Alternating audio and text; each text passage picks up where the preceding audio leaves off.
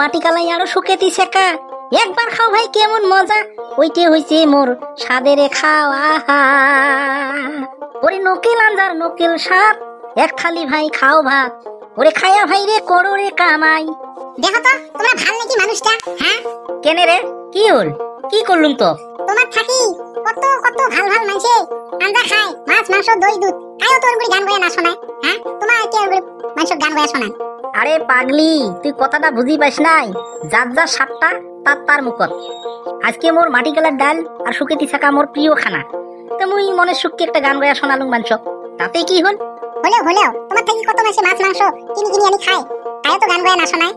আহা পাগলি তোক তা আলাম ওই কি কম ওই যে কথাতে কইছে অর্ধেক করলে বলে মধ্যে বোঝে ভাঙি করলে ভাইও বোঝে তেলা ধং তো ভাঙি কোয়া নাগে কথা গিলে।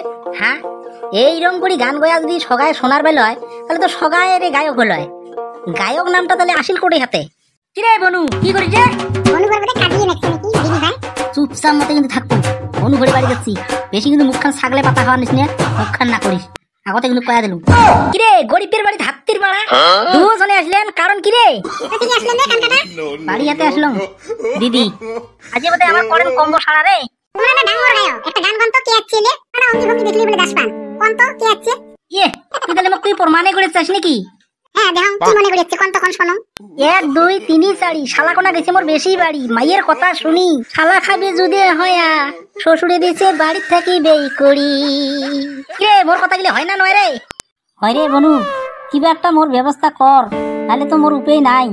মুই এলা কি করম কত ক বেকার চেংড়া হাতত কামও নাই তোর শালিনী কাম কাজ কিছু না করে হাদানদের বলে ঢুম ঢুম করে ছুটি থাকে আর বলে পেটের বিষ আর মাথার বিষ জ্বরের কথা কোনোদিন না কয় জ্বরের কথা বলে যে ধরা পড়বে খালি পেটের বিষ আর বলে মাথার বিষ। হ্যাঁ ওটাই তো হচ্ছে কথা রে মুই এলা কি ব্যবস্থা করম বনু তুই কি একটা মোর ব্যবস্থা করবে নালে মোর উপায় নাই ওইখানে মুই তোর বাড়িতে আসলুম। এই পাঁচক তোর বেচছো কোন ডাক্তারের পেটের বিষের ওষুধ খাওয়াছিস আনি? আরে বনু মেলা টেকার ওষুধ আনি খোয়ালুম রে এর পেটের বিষ আর মাথার বিষটাই মুই ছাড়ার না পালুম। আচ্ছা এই তার পাশে একটা কথা ঘরুয়া চিকিৎসা করছিস না রে তোর বেচছো ঘরুয়া চিকিৎসা? না তো বনু ঘরুয়া চিকিৎসা তুমি করো নাই রে তুই তাহলে একটা কাম কর। কি বনু কত ক মানে ঘড়ি ওষুধ না খাও তো ঘড়ি ওষুধ লোক মেলা খাইছি দাম নাই। আরে খাওয়া নয় রে খালি নাগে দেওয়া নাগে দিলে না পেটের বিষ সারি দৌড়িয়ে দেখা বাবু একদিনে।